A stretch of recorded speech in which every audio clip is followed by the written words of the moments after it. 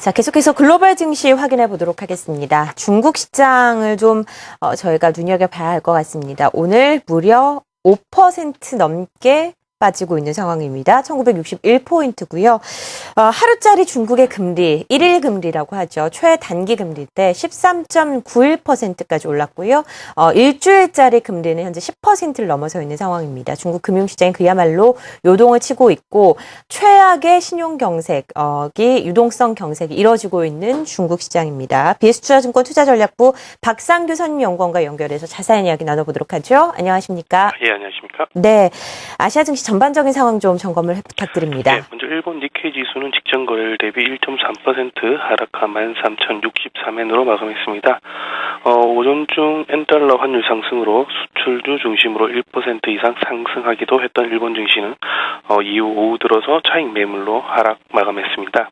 업종별로는 유틸리티 및 정보통신업종이 1% 이상의 상승률을 기록한 반면 헬스케어 업종은 1% 이상의 하락률을 보였습니다.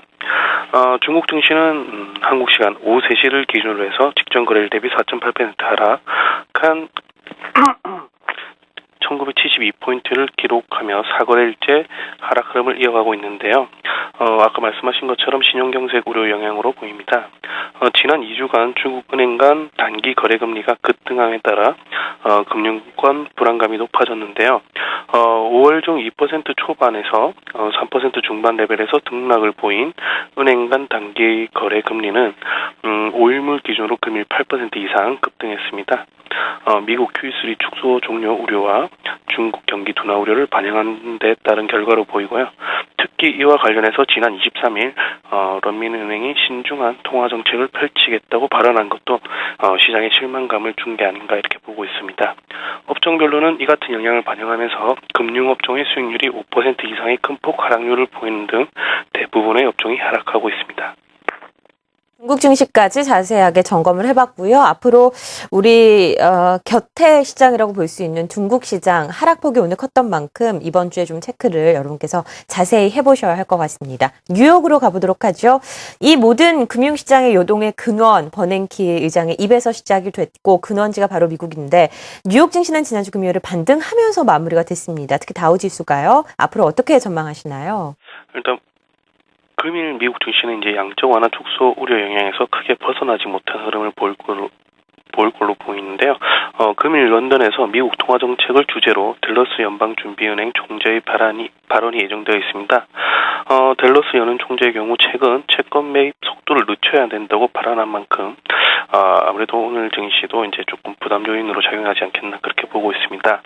한편 이번 주에는 댈러스 연은 총재뿐만 아니라 27일 애틀랜타 연은 총재, 28일 리치먼드 연은 총재 등 미국 연준